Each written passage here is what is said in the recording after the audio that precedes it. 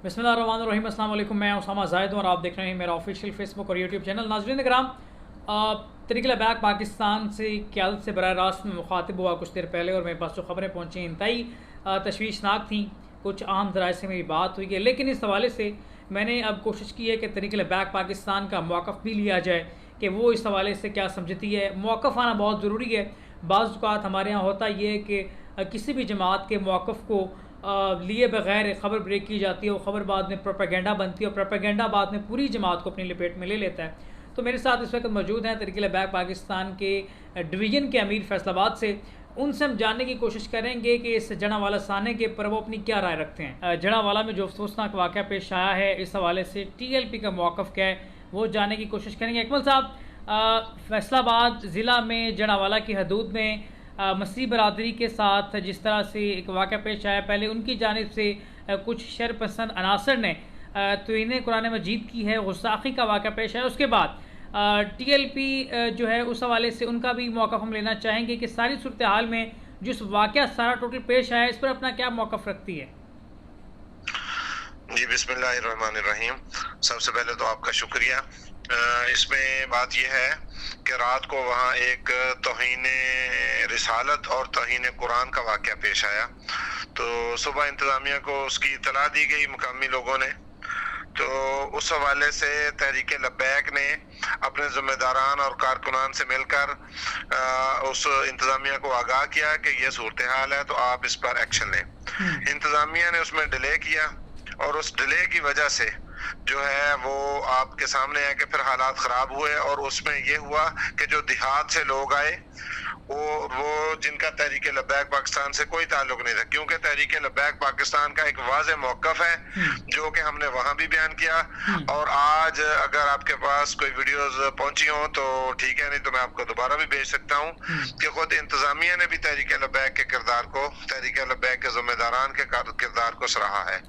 हम खुद वहाँ मौजूद रहे हैं और हमने ऐसे जो शरपसंद अनासर थे उनको रोकने की हत्तुल इम्कान कोशिश की है। और उनमें तहरीक लब्बैक का ना ही कोई जिम्मेदार था, ना ही कोई कारकुन था जिन लोगों ने इंतशार फैलाया।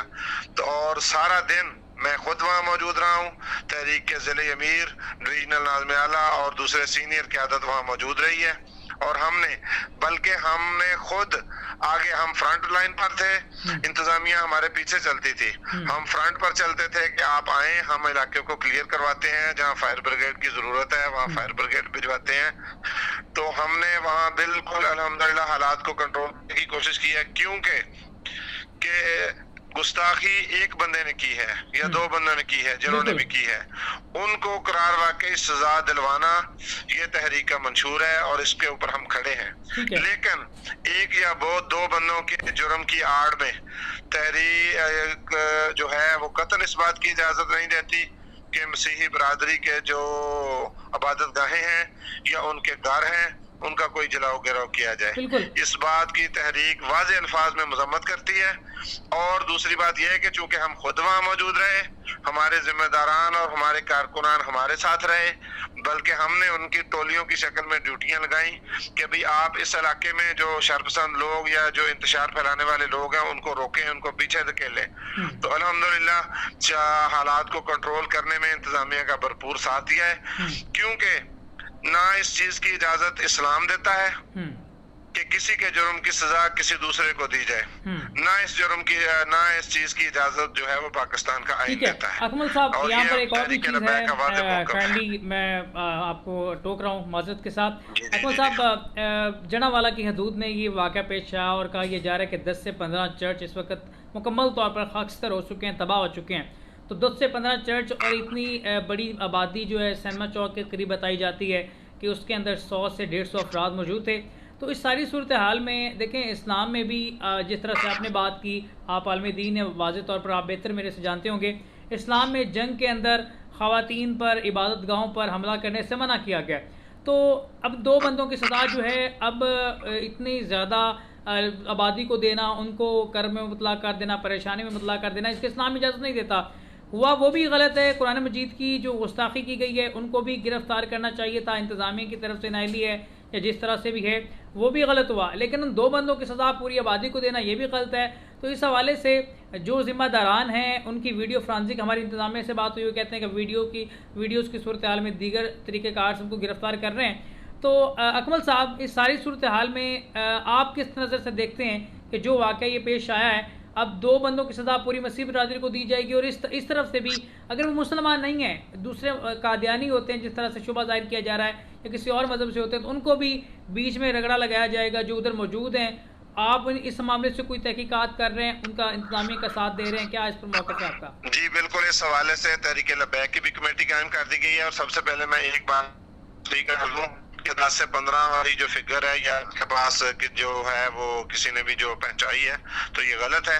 वहाँ जो है वो मैं खुद वहाँ मौजूद रहा हूँ, 2 या 3, इससे ज्यादा नहीं, ठीक है ना जी। तो मैं खुद वहाँ मौजूद, ये फिगर जो है ना ये आप सबसे पहले तो ये सही कर लें। और दूसरी बात कि इस बात का तो मैं खुद कह रहा हूँ, और तहरीक लब्बैक एक जिम्मेदार होने की हैसियत से, तहरीक का खादम होने की हैसियत से मैं कह रहा हूँ कि हमारा ये मौक़िफ़ है, क्योंकि तहरीक लब्बैक जो है वो इस्लाम को फॉलो कर रही है। और जो पाकिस्तान है, अभी आप परसों 14 अगस्त गुजरा है, तो तहरीक का जो तो मंशूर ही यही था कि पाकिस्तान हमने बनाया है तो पाकिस्तान हम बचाएंगे, क्योंकि हम पाकिस्तान का जो नारा है, पाकिस्तान का मतलब क्या, ला इलाहा इल्लल्लाह। आप खुद इस बात के गवाह हैं, आप एक सीनियर सहाफ़ी हैं माशाल्लाह। आपने देखा होगा कि पूरे पाकिस्तान में यह नारा किसी ने नहीं लगाया, मासूम TLP के, तहरीक लब्बैक पाकिस्तान के, जिसने अपने जलसों में, अपने तरानों में, हर जगह पर एक ही नारा लगाया कि पाकिस्तान का मतलब क्या, ला इलाहा इल्लल्लाह। और दूसरा नारा कि पाकिस्तान बनाया था, पाकिस्तान बचाएंगे।